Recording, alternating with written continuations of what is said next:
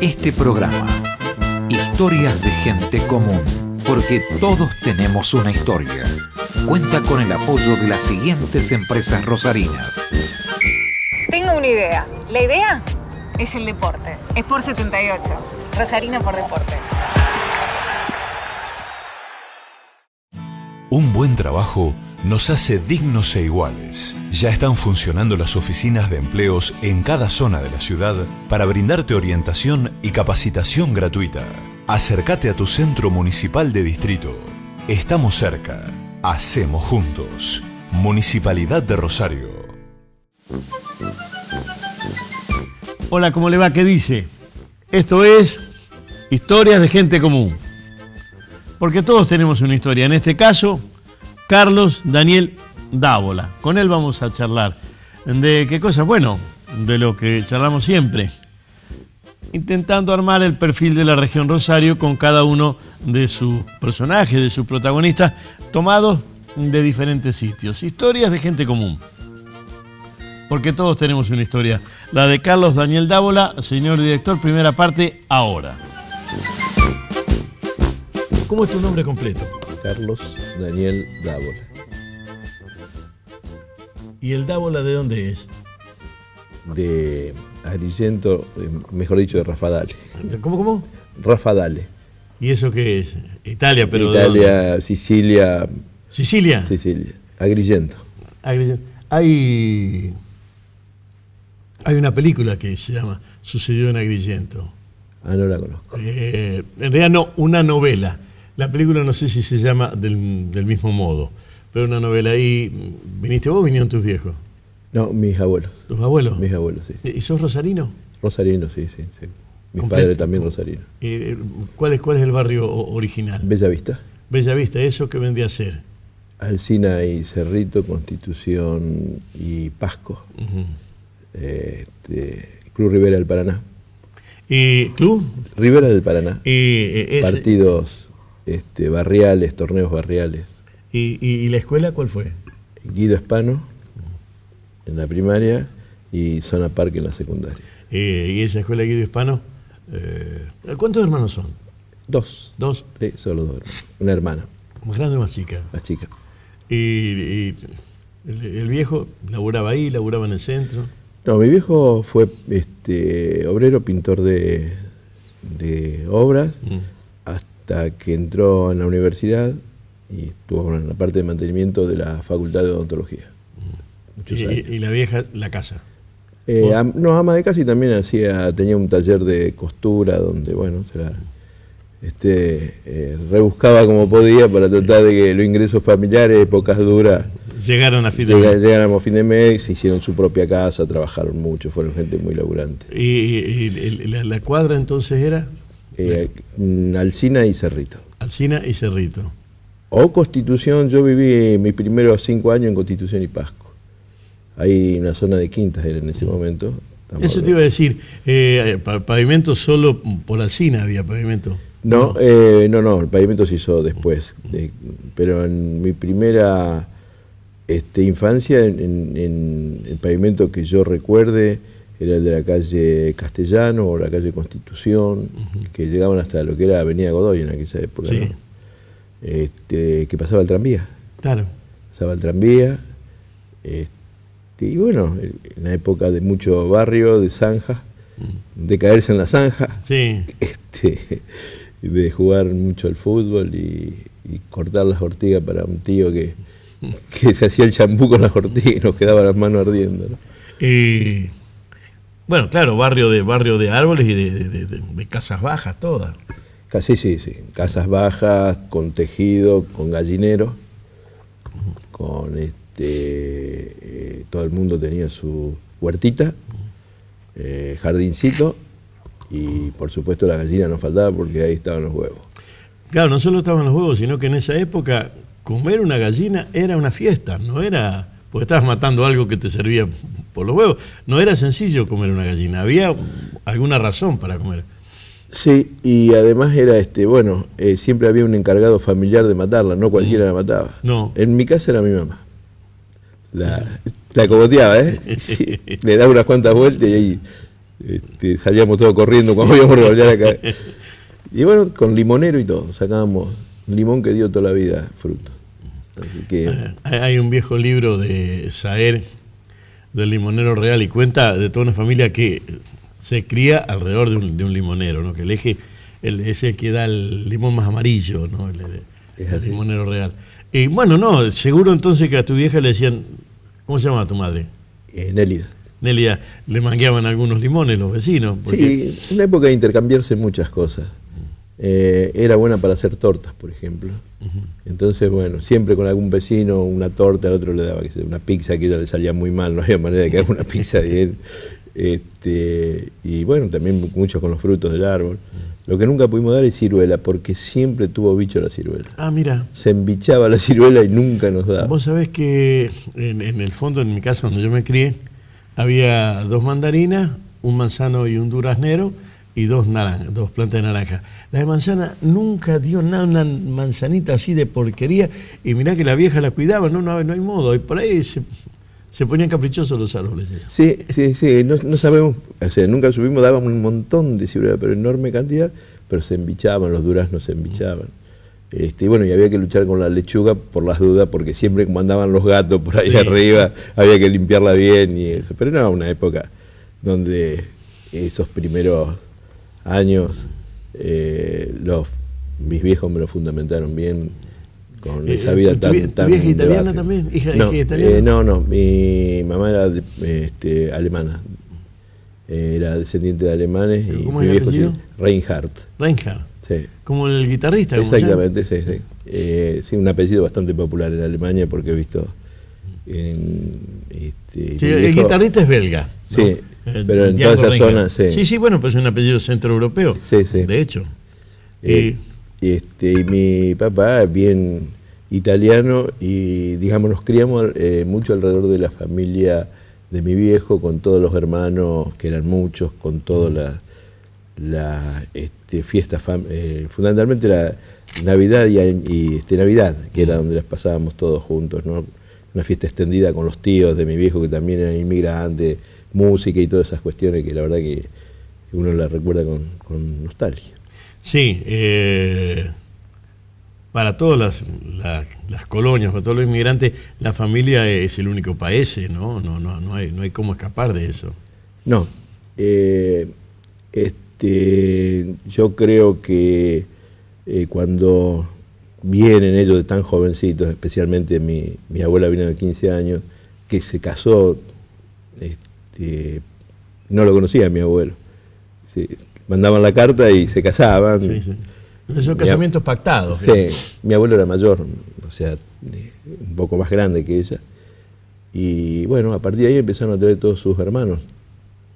Y se armó toda la familia, y ahí, bueno, 8 hermanos, un montón de nietos para mis abuelos, primos míos.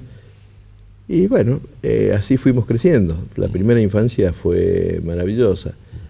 Estamos hablando de los años 55. ¿En qué año apareciste por este planeta? 50. En el 50. Año del Libertador General San Martín.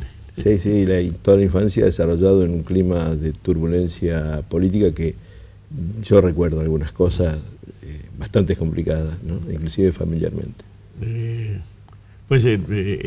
¿Participaban de alguna historia?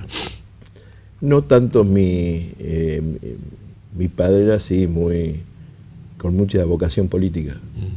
Entonces, más que participar de alguna manera, alguna vez fue delegado y algunas de esas cuestiones, pero un tipo de firmes convicciones. Bueno, el momento duro de las firmes convicciones, ¿no? Y la escuela, me sigue Guido Hispano. Sí, Guido Hispano. Número 93. ¿Te sigues viendo con algunos de los compañeros de ahí? Con algunos sí, con algunos pocos. Más con los del secundario. El secundario ligó más. Sí, quizás porque, bueno, era una época distinta, absolutamente distinta ahora. Las comunicaciones no son las actuales, eran prácticamente vivíamos en el barrio y nos conocíamos del barrio. Cambiábamos de escuela, nos íbamos un poco más allá y ya no nos veíamos más. Claro. En realidad había que estudiar. Si había alguna cosa que hacer, era estudiar. Nosotros estudiábamos mucho, o sea, no era fácil el paso de año a año y de vez en cuando alguna materia siempre quedaba colgada, te la tenía que llevar y la tenía que rendir, no era... digamos que es doble, alumnos que estudiaban, pero también profesores que exigían, ¿no? Era otro juego. Sí, y bueno, de hecho creo que tenía una tarea ciclopia porque ellos venían éramos muchos hijos o nietos de inmigrantes, había que enseñarles mucho con todo el esfuerzo que hacía la casa, pero también ellos tenían que agregarle mucho más, y la mayoría, por lo menos en mis recuerdos, fueron todos maestros por vocación y profesores por vocación, extraordinarios maestros y profesores, que dedicaban unas largas horas a enseñarnos hasta mejorar la letra, que era toda una historia mejorar la letra. Sí, la caligrafía. Caligrafía, estenografía, mecanografía, íbamos prácticamente a la academia y para completarlo, porque lo que nos quedábamos atrás teníamos que ir a una academia particular. Yo recuerdo que en la primaria íbamos a la vecinal, la vecinal del barrio, que te daba clases. Te daba clases como reemplazaba el jardín de infantes en la primera. Sí, y enseñaban a acomodarse en el cuaderno. Sí, ese fue los primeros palotes, ¿no? Lo hice en una vecinal del barrio ahí, Bellavista. Y bueno, un día perdí una banana, y lloré. En el camino perdí una banana que era lo que íbamos a merendar porque era tarde. Así que bueno, lloré, no sé, esa banana, todavía la recuerdo. No, bueno, porque además cuando los viejos daban algo como merienda, nada era gratis. Costaba mucho más que ahora, seguro. Por una cuestión de progreso, nada más. Sí. Y el invierno, yo recuerdo mis inviernos, era inevitable todos los días la sopa, o sea, no la sopa con fideos, con verduras, con lo que sea. Ese caldo era la primera comida, digamos así, desde marzo que había escuela hasta septiembre, octubre, seguro. Inevitablemente se comía sopa, inevitablemente, y el que no le gustaba comía también la sopa igual. O sea, sopas había y después alguna otra cosa, pero sopa seguro. Pero también serán por las construcciones o el cambio climático. Yo lo recuerdo como muy crudo, los inviernos eran realmente durísimos, con Sabañón incluido. No eran, y escarcha, que ahora en la ciudad no la vemos mucho la escarcha, pero en aquella época las zanjas amanecían con una capa de hielo, porque era hielo realmente, y la rompíamos a piedrazo para que salga el agua para arriba, ¿no? Y ahí abajo estaban las ranas, que las agarrábamos con la mano, y después terminaban todo en la parrilla. Estaba recordando, y de hecho son años en los cuales la pelota de cuero, muy poco o muy lejos, era una de goma comprada entre varios, o algo que absolutamente fuera de presente, que es la vieja pelota de trapo, ¿no? Sí, jugábamos con eso. Y después, bueno, cuando vino la de plástico, y que fue todo un acceso fácil, porque era muy difícil acceder a ciertas cosas, porque no había una producción industrial importante, no había cantidades, la gente también tenía un gran poder adquisitivo, tenía más tiempo, eso sí, tenía mucho más tiempo que ahora. Bueno, cuando aparecieron las pelotas de plástico, ahí se fue un boom notable, y bueno, me acuerdo que cualquiera de nosotros que le pegábamos mal salían unos tremendos tiros al arco que los arqueros le picaba porque picaba la pelota de plástico. Y eran amarillas, las pelotas amarillas, y cuando se nos pinchaba ya queríamos arreglarla de cualquier manera, calentábamos la aguja de tejer y la pasábamos arriba y no había manera. ¿El club de barrio me decís que era? Rivera del Paraná. Rivera del Paraná. Sí, ahí íbamos todos los domingos a las 11 de la mañana a ver el partido de la primera de Rivera del Paraná. Ahí jugó Oficial Degui. Bueno, de ahí. Y había algunos ídolos barriales que la verdad que nos motivaban tremendamente para ir a la cancha. Iba mucha gente del barrio, eran por lo menos mínimo todo alrededor de las canchas, 2 filas de gente mirándolo todo alrededor, y en general eran respetuosos, no sé, o sea, no había alambrado, nada. Claro. Pero se conservan, por ahí nos mandaban un poquito adentro, cuando venía la pelota salíamos todos corriendo para atrás, pero para que pase el delantero. Y el viaje, el secundario me decís que fue en la escuela Zona Parque. ¿Y esa dónde queda? Vespertino, La Paz 3050. Y ahí a pie. Sí, a pie, sí. Y- Excepcionalmente, alguna vez tomábamos un colectivo para volver, pero no es lo de ahora, la frecuencia de ahora. No, existe. pero me decías del tranvía. De hecho, que entonces venir al centro era más que una excursión, era toda una aventura. No, prácticamente no accedíamos al centro muy pocas veces y en forma excepcional y en general para acompañar obligadamente a la vieja o la a tía. mi vieja, sí, a mi vieja, porque queríamos quedarnos en el barrio, queríamos quedarnos jugando. O sea, la satisfacción estaba en jugar en general al fútbol, a la pelota, era en ese momento en el campito.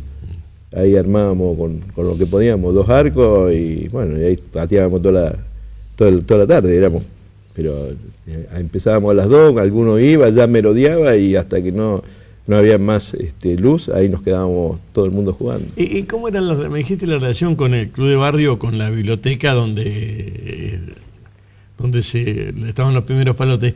¿Y con la parroquia? No tanto, obligatoriamente porque había que cumplir con toda la primera comunión, primera sí. comunión, etcétera. Pero no era asiduo concurrente, pero sí, por supuesto, cumplí con todas las normas familiares, sin chistar. Y lo que sí recuerdo de aquella infancia es comprar la estampilla para el de la caja. Con la pida peladita. Exactamente. Y la libreta de la Caja Nacional de Ahorro Postal. De ahorro postal. Y esperábamos que alguna vez juntarlas todas para poder cambiarla por la plata que habíamos puesto. Nunca más la vimos.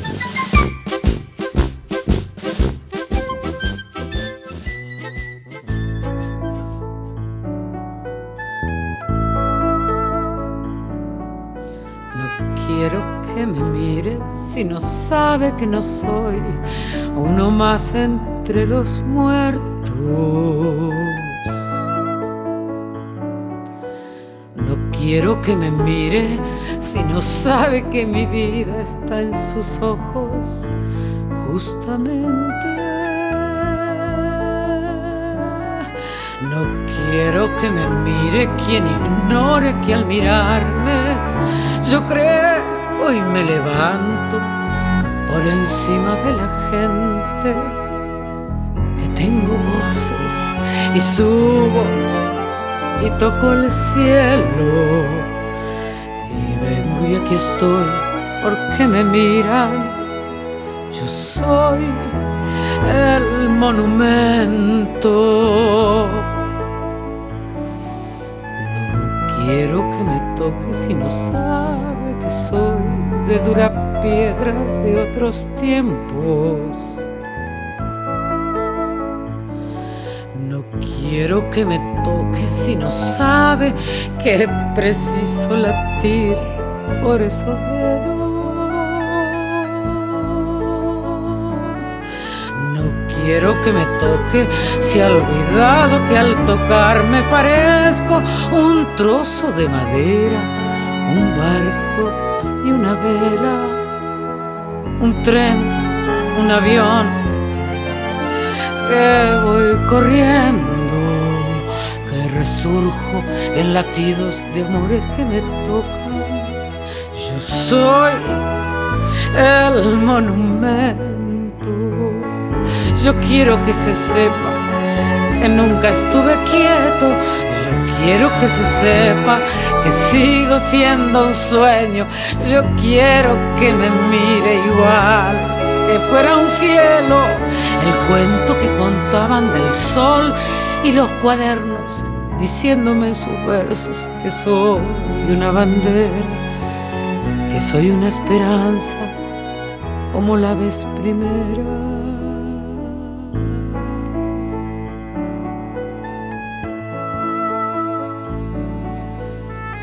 No quiero que me mire si no sabe que mira su rostro en un espejo. Yo quiero que me mire recordando que soy como la gente.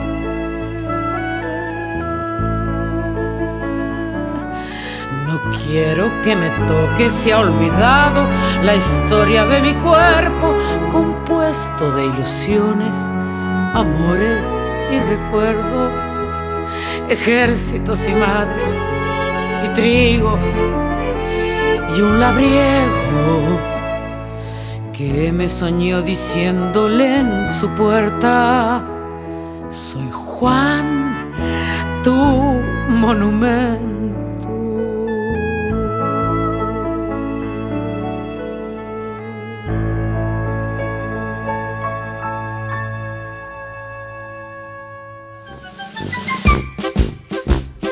Una visión absolutamente personal y muy cargada de afecto de su barrio. Él genéricamente dice Buena Vista, Bella Vista. Y en ese barrio Bella Vista advertiremos que están todos los elementos que condicionan al ser humano. En este caso, historias de gente común, porque todos tenemos una historia, condicionan a Carlos Daniel Dávola. Que por allí ronda, lo digo yo, aquello de Troilo, nunca me fui y siempre estoy llegando. Algo de eso sucede con este rosarino típico, Carlos Daniel Dávola. Segunda parte de esta historia, señor director, ahora. Le voy a contar yo una historia, porque veo ese traje a rayas y tengo un amigo ya fallecido, que nació en el año 43. Y la abuela, cuando nació, la abuela era suiza alemana, le sacó una libreta, una caja nacional de ahorro postal y le puso 5.000 pesos. Era una dote importante, hacía eso con cada nieto. Le puso una libreta con 5.000 pesos.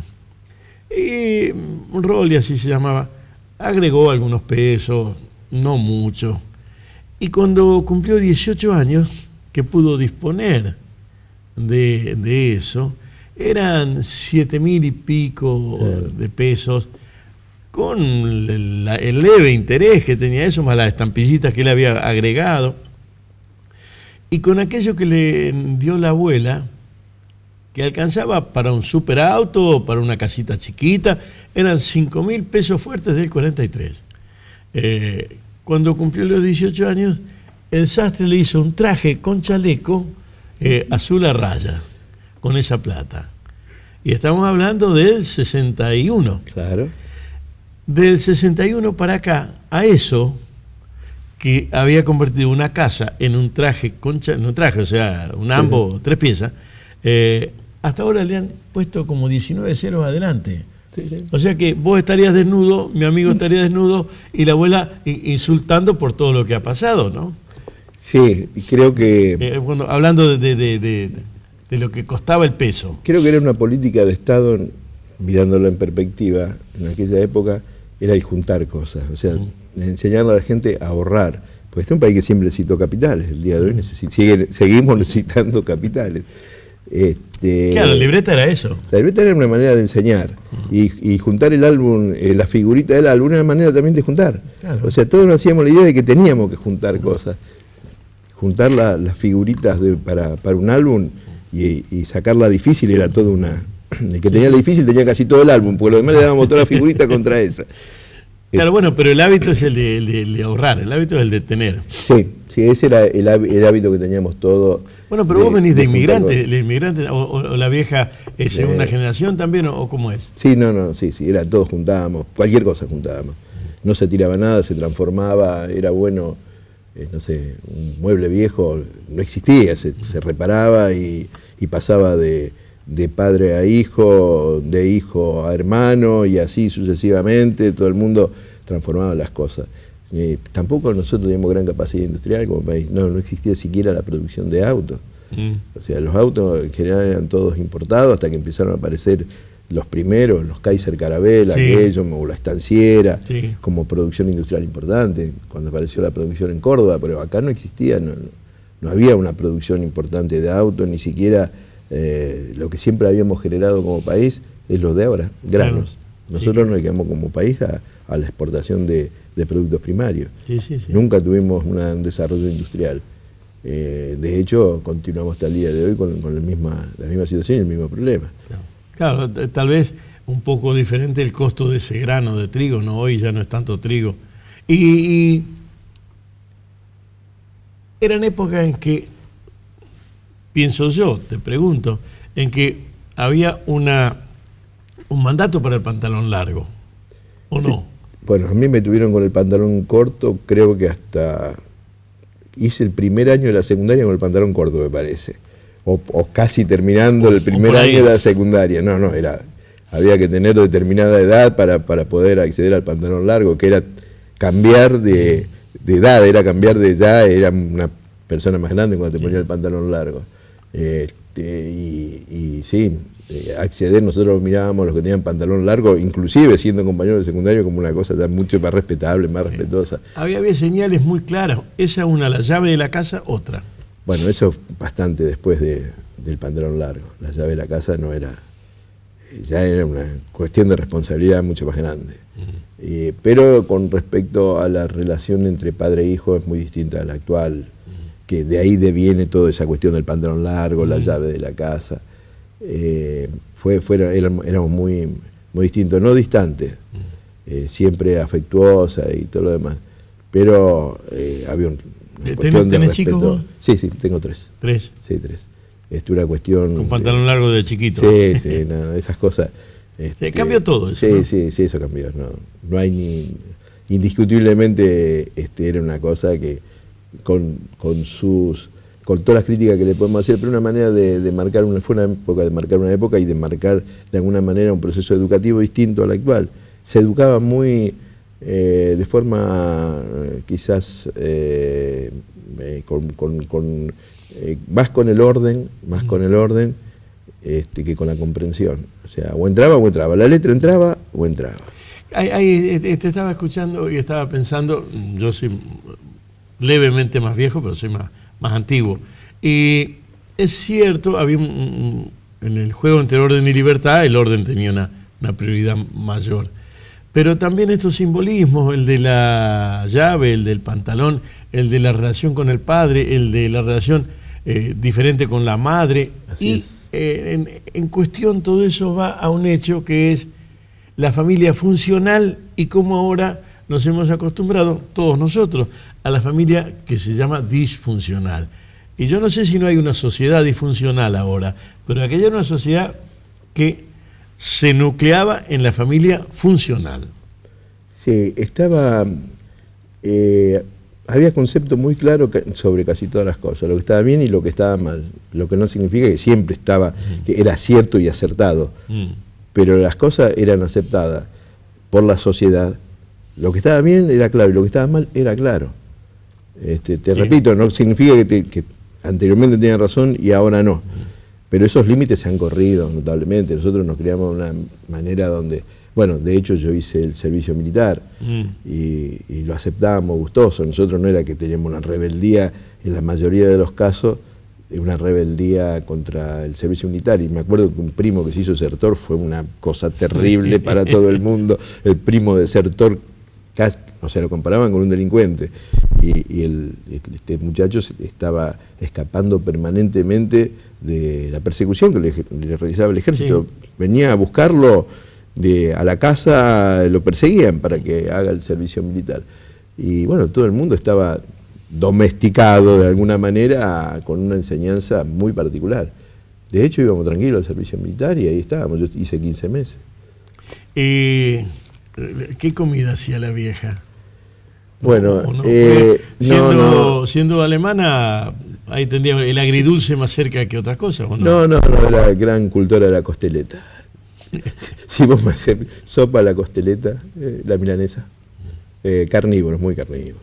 En una época donde la carne era la gran alimentación de la gente de ciudadana, ¿no? Nosotros en la ciudad comíamos, en aquella época se comía mucha carne, era accesible, quizá el alimento más barato, poco pescado, no recuerdo, yo realmente se comía pescado eventualmente. Venían los arroperos, ¿te acuerdas de los arroperos que venían, vendían arrope? Sí, lo sé, pero no. Venían bajando del norte, siempre esperábamos para el invierno los arroperos que venían con los caballos y venían con los carros. y bajaban y vendían casa por casa. Yo lo que recuerdo del primer rosario que vi, yo me crié en Santa Fe. Yo nací en Barranca y crié en Santa Fe. Vine sobre el 60. Lo que me asombraba era el carro lechero todavía en el 60. Sí, sí. Ahí en calle Vera Mujica, atrás de la Facultad de Odontología, todo el adoquinado donde estaban los carros, me asombraba porque ya en Santa Fe había leche pasteurizada. Sí, acá sí, no solo el carro lechero, sino la medición de la leche. Sí. Ahí era la gran historia. ¿Y cuánta agua le ponían? Lo que me asombra es esto, Carlos.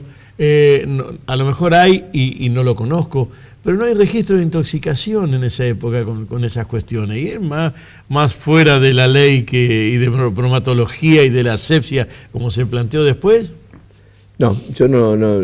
La gran enfermedad que en aquella época fue una epidemia fue la poliomielitis. La polio, esa es otra cuestión, sí. Pero después no hubo. Pasamos por toda la viruela, sí, de todas las cuestiones que nos ocurrían, también de tomar frío. Era una época que se tomaba mucho frío, por más que nuestras viejas nos vestían todo, pero salíamos así, corríamos, veníamos todo transpirados. O sea que no hay registro de cuestiones menores que cambiaron la cultura. Vos decís que 50. Al 57, 58 te agarran la primaria. Sí. El 57, 58 es Frondizi y es la apertura al sur del paralelo 42 para la entrada de algunos productos de Estados Unidos, manufacturas diferentes. Una de ellas es el nylon, o sea, el banlon, el pullover de goma espuma, las medias de nylon para cualquiera de nosotros, y de hecho los cigarrillos Yankee, un montón de cosas. La camisa la Bilisto. Bueno, toda esa que hoy parece absolutamente incorporado, no pertenecía a nuestra acción cultural de todos los días, el vivir todos los días. ¿Cómo era ese Rosario? ¿Tenías idea de que estabas viviendo en Rosario? Sí. Porque uno vive en un barrio, pero todo lo otro, ¿no? Vos mismo me decías que si cambiabas de escuela era como si... Era otro mundo. Inclusive te diría que otros amigos, pero otra manera de ser amigos inclusive. Que vivía más cerca del centro, tenía una vida distinta a los que vivíamos en los barrios. Después, eso con el advenimiento de la mejora del transporte, ya se fue borrando, pero duró bastante tiempo. Pero en el barrio casi coincide con la aparición de la televisión. Esos años coincide con la aparición de la televisión en forma, no te digo masiva, porque había un televisor en la zona donde todos íbamos a ver algún partido de fútbol o veíamos por primera vez dibujos animados. Teníamos el cine del barrio, nosotros teníamos el cine Godoy, donde íbamos ya una vez por mes. Y después terminábamos comiendo en la pizzería de la esquina. Y sí, era una vida de mucho amigo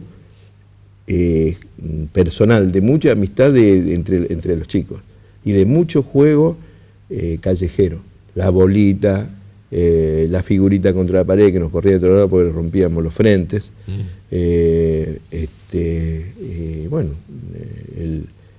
La billarda, que le pegábamos al palo y salíamos corriendo y pegaban la cabeza. Bueno, un montón de juegos de pequeños que nos dio una fuerte inserción en el barrio. Yo lo recuerdo con mucho cariño el barrio. Es una de las cosas que a uno le quedan adentro y que no se la puede sacar. Y en el fondo volvemos a ser todos tangueros después. Pasa el tiempo claro. Y volvemos a ser todos tangueros.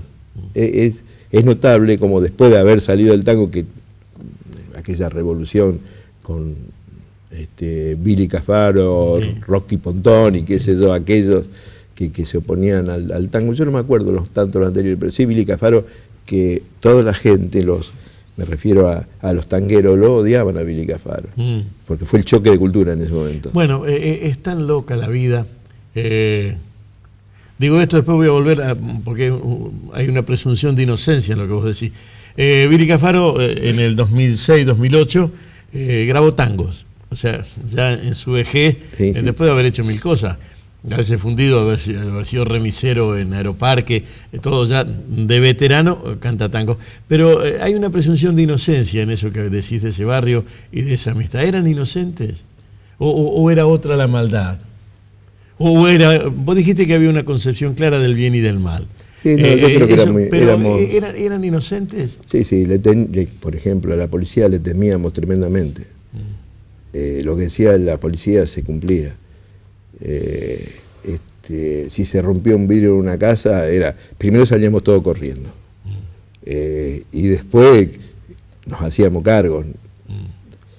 Y muchas cosas se arreglaban a las trompadas, entre chicos. Se armaba la rueda y había que pelearse, no tenía escapatoria. Si tenía una discusión con uno, terminaba las trompadas.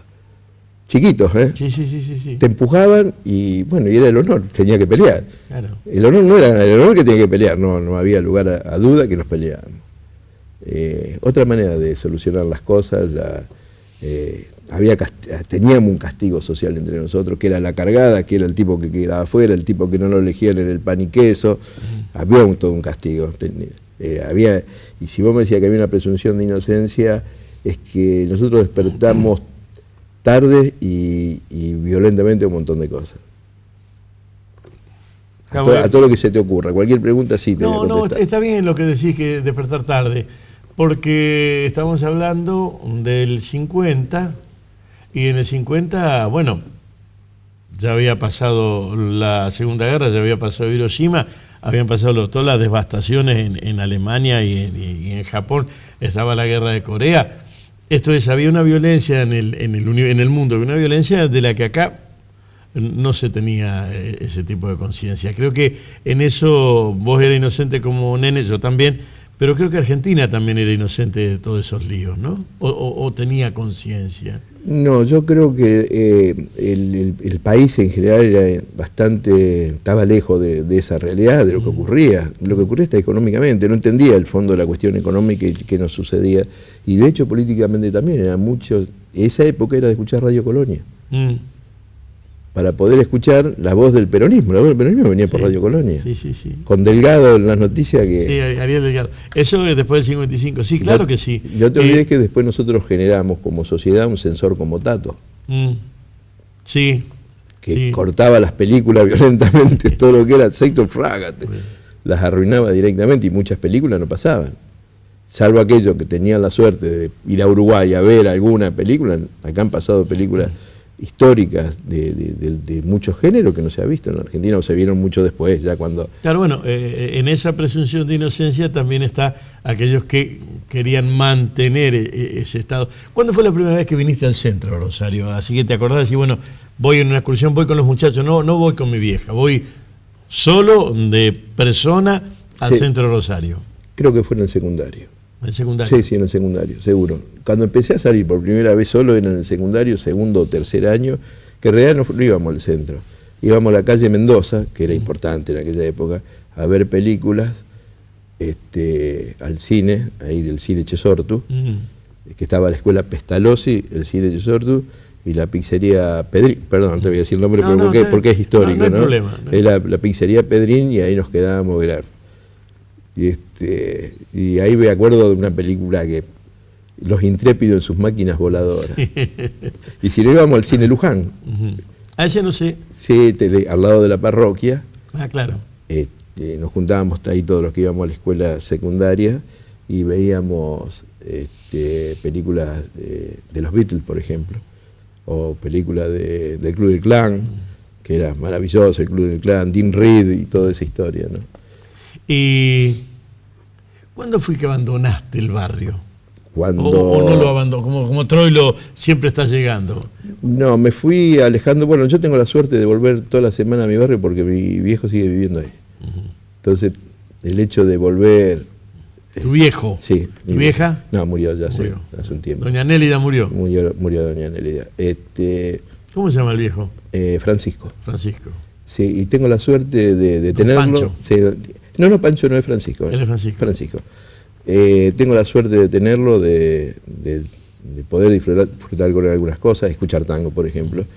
Hoy con la tecnología moderna bajamos el tango que queremos por un sistema nuevo y por Bluetooth lo metemos en el auto y entonces, ¿qué querés escuchar? Y yo le armamos una...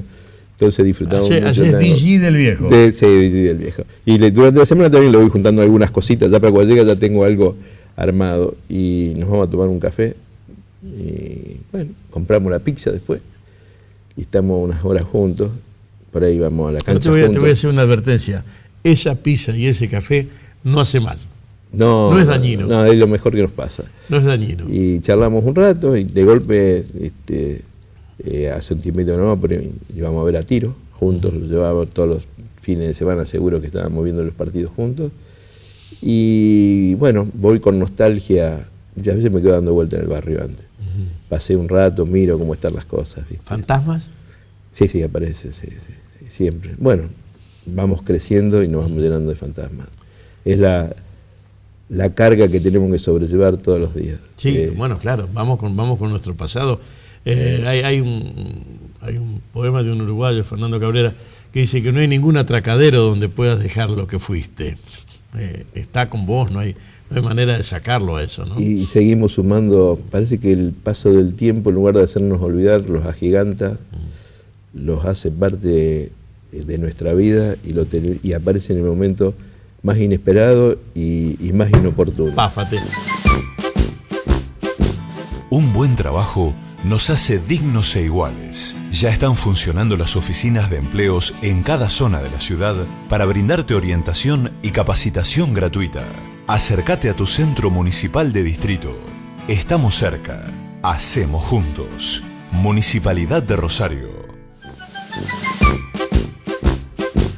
Tercer, último tramo de la historia de Carlos Dávola. Dávola tiene un presente relacionado con el deporte, con el comercio, pero nosotros de lo que hablamos es de esa parte, de ese pedazo de la historia de Carlos Dávola, que es la que buscamos en estos programas, historia de gente común. Porque todos tenemos una historia, y esa zona, Bellavista, y esa calle, Alsina, vamos a llegar en un punto en el que preguntamos, bueno, ¿cuáles son los ejes de tu vida? Y eso de no viajar y no querer irse, de partir y querer volver, de aferrarse a la rutina de una ciudad y de una calle, o de unas calles donde conoce todo, dan una personalidad. La de Carlos Daniel Dávola. Último tramo de esto, que es historias de gente común. Porque todos tenemos una historia, señor director, ahora. ¿Y cuándo fue la primera vez que, estando fuera, dijiste quiero volver a Rosario? ¿Te sucedió eso? Era en una época, no era tan chico. Yo llegaba a San Nicolás y me quería volver, y iba por trabajo, tenía que trabajar, agarraba el auto y algunas veces lo hice. Una enorme nostalgia por la ciudad, inexplicable nostalgia, porque, bueno, extrañaba, cada cual es como es, ¿cierto? Hay gente que no le produce nada, algunos hechos, y hay otros que algunos pequeños hechos nos producen grandes explosiones internas. Nada es bueno ni nada es malo, es como es. Claro. Y sí, yo llegaba a San Nicolás y de hecho me volví un montón de veces. Siempre tuve una excusa para volver. Después eso lo superé, sin ir al psicólogo y seguir tenía el psicólogo. Cualquier problema que vos contáis, no, al psicólogo, no, pará, hay cosas que uno no puede resolver peleándola con uno mismo. Te interrumpo, en nuestra época, insisto, soy más veterano, pero algunas cuestiones de décadas, 50, 60, 60, 70, el psicólogo no era una cuestión de aquellos años. Es más, en Rosario, en el 60, no había facultad. Había una mínima escuela de psicología, sí, y algunas materias. No había facultad, porque de hecho el juego de los partidarios de Freud y todo lo demás era muy chico todavía, la participación. Era marginal, y estaba visto casi como un marginal. Así era. También, como vos decís, sin que duela o deje de doler, ¿no? No, una descripción de la realidad. Era así. Había una escuela de psicología de casualidad en el 60 en Rosario. Sí. Tan loca que hasta tenía una materia de percepciones extrasensoriales. O sea, era muy diferente. Bueno, pero entonces te volvías hasta que un día lo solucionaste. Sí. Sí, falta de guita en el bolsillo, hay que seguir laburando. Sí, hay que seguir yendo, pero es el día de hoy que a mí me cuesta viajar. Sí, viajar me encanta, pero ya a los pocos días de que me vuelvo.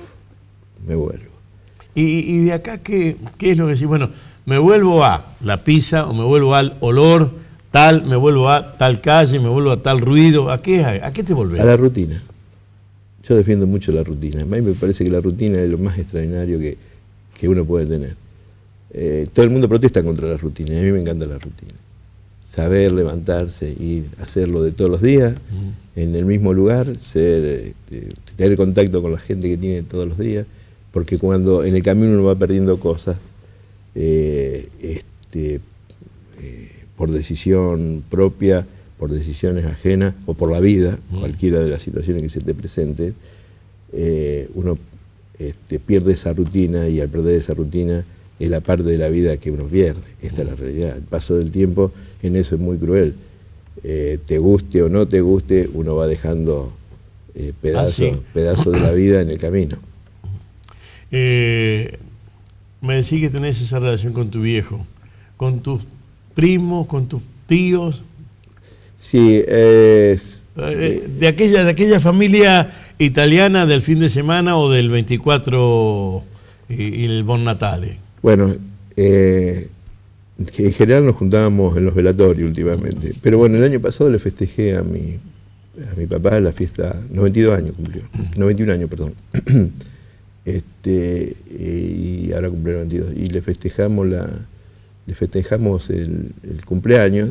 Bueno, por supuesto le invitamos a todos los primos. Claro. Estuvimos todo un día juntos que lo hemos pasado. ¿Te habla en italiano tu viejo? ¿Te hablaba en italiano? No, mi viejo nunca habló italiano. Mi abuelo sí, aprendió poco del español, pero no. Era duro todo. Y mi viejo tuvo la vida de joven de aquella época, de hacer deporte, de hacer boxeo, ciclismo, los deportes. Yo me acuerdo todavía de las carreras que había de los cochecitos, no sé si te acordás, a pedal por las calles, que también iba todo el barrio, corrían alrededor de las manzanas y iban todos los chicos corriendo con los cochecitos a pedal. Y mi abuela, por parte materna, corría en autos de carrera de verdad, eso eran carreras ciertas. Lo cual era una cosa que sufríamos bastante la familia, porque por el riesgo. Claro. Allá se mataban, en esa época se mataban. Era una actividad muy riesgosa. Estaba pensando en lo que decís de tu viejo y de el boxeo y el ciclismo. Tuve oportunidad de un personaje de la historia popular española, Antonio Gades, un bailarín, que me decía que no tenía que confundirme yo ni con el sexo ni con el modo de los bailarines. Entonces me decía bigotes, me usaba el plural, ¿no? Cuando eres pobre, boxeo, ciclismo o flamenco. Una de las tres cosas es, yo era malo para el boxeo y era malo para el ciclismo, por eso bailo, me decía. Pero la diversión de pobre era alguna de esas cosas, ¿no? En una época sin televisión, o sea, y remarco lo de la televisión porque fue un cambio de época brutal. Le quitó el tiempo no solo a la reunión familiar, porque el televisor empezó a ocupar una parte, reunirse. Fue otro habitante ahí. Nosotros almorzábamos y cenábamos, era la época donde se almorzaba y se cenaba en familia. Sí. Y era no obligatorio, era el horario y se almorzaba. Ni discusión había. Y el famoso te lavaste las manos y toda esa historia, anda a lavarte las manos. Y peinarse y estar bien vestido para almorzar y bien vestido para cenar. Y de golpe apareció la televisión. Y ahí fue cambiando de dos maneras. Por un lado trajo temas que ni lo conocíamos ni los veíamos, a pesar de la inocencia también de la televisión de aquella época, porque comparada con esta, hubiera sido censurada. Estoy absolutamente seguro que esta televisión en aquella época no aparecía. Era imposible. Teníamos... empezamos a ver temas, información que no accedíamos, especialmente cuando ya deja de ser la televisión oficial, cuando aparecen los canales privados.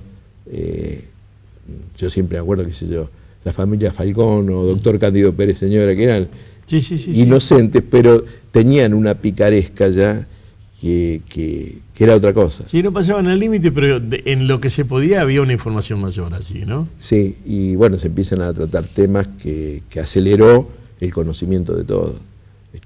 Siempre pensando que no existía en internet, era todavía que buscar en los libros. Los libros era, en general, yo estudié bastante en las bibliotecas, tanto en la de la Facultad de Ciencia Económica como en la Biblioteca Argentina, que era una biblioteca muy importante. Sí. En aquella época iba mucha gente, y mucha gente iba a leer los diarios. Tiene una hemeroteca. Sí. Y bueno, gente que iba exclusivamente a leer los diarios. Y se leía el diario papel, Sí. y que llegaba tarde. Carlos, ¿cuándo dijiste, bueno, soy adulto, estoy solo, me pago mi vida? ¿Cuándo fue eso? Cuando empecé a trabajar estando en la facultad. La Facultad de Ciencia Económica. Sí, Facultad de Ciencia Económica. Siempre hacía alguna changuita menores, que eran pavadas, pero ya después del primer año, ya creo que en el segundo año ya empecé a generar ingresos trabajando como ayudante de contaduría. Entonces ahí ya directamente empecé a tener algún ingreso. ¿Te recibiste? Sí, me recibí bien. Sí. Y ahí, bueno. O sea que tuviste una changuita, sí, pero bueno, pero el estudio también se pagó ahí. Sí, pero Cuando bueno. uno dice se pagó ahí es que no le mangué plata a los viejos para estudiar. No, siempre colaboraron, ¿eh? Yo creo que siempre colaboraron. De hecho, creo que la parte final sí ya era totalmente mía y a mi cargo. Y antes también, antes de irme al servicio militar, yo hice servicio militar con prórroga, tuve los 15 meses, vine y me recibí. No es una cosa menor pensando en la época que vivíamos, una época de mucha efervescencia política. Sí. Estoy hablando... 62, 64, ¿qué está hablando? No, estoy hablando 70. de 73. 73. O sea, como soldado, Sí. estuve en la custodia de las urnas de Cámpora, Solano Lima y de Perón Perón. O sea, no fue poco porque era una época muy dura para inclusive los que estábamos en el servicio militar. Era una época de grandes contradicciones ideológicas, ¿no? Entonces, no fue tan fácil eso. No, para nada. Yo recuerdo el 25 de mayo con Perón cubriendo Perón en Madrid, del 73. Y los diarios españoles que decían Argentina entra en una primavera rosada y va a ir hacia el precipicio. Ese era el pensamiento, estaba vivo Franco, obvio, ese era el pensamiento oficial de los diarios en España, ¿no? Y bueno, yo pasé allá. Y sí, claro que eran años duros, ¿no? Y ahí te recibiste. Sí, me recibí, pero también una época de fácil acceso al trabajo. Había mucho trabajo.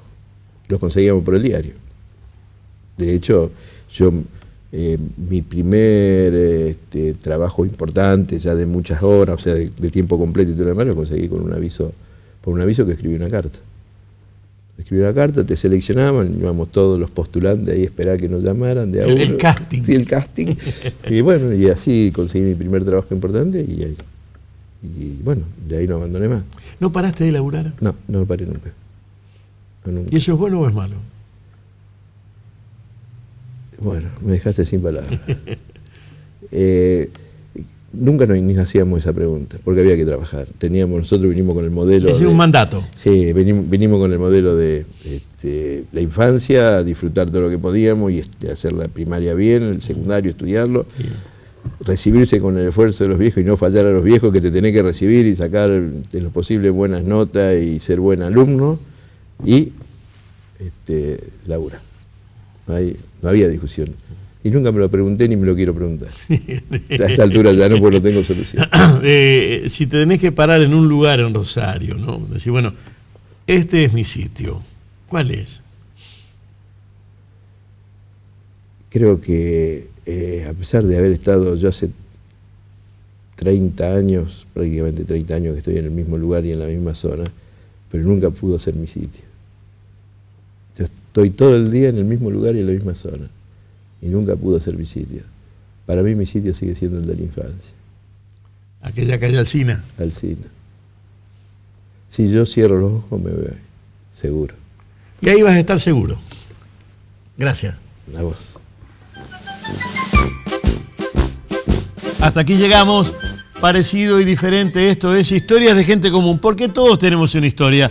Y en este programa, que hace un rato largo que usted viene observando en la televisión de la región sur y de la región Rosario, lo que hacemos es eso, parecido y diferente. Cada uno de los personajes que aparecen charlando por acá no hace otra cosa que contar su vida, su fracción, su perfil, tratando de armar un perfil regional que sabemos siempre va a estar incompleto porque iremos agregando otro más. Un beso en la frente, hasta la próxima, gracias. Historias de gente común, porque todos tenemos una historia. Cuenta con el apoyo de las siguientes empresas rosarinas. Tengo una idea. La idea es el deporte. Sport 78. Rosarino por deporte.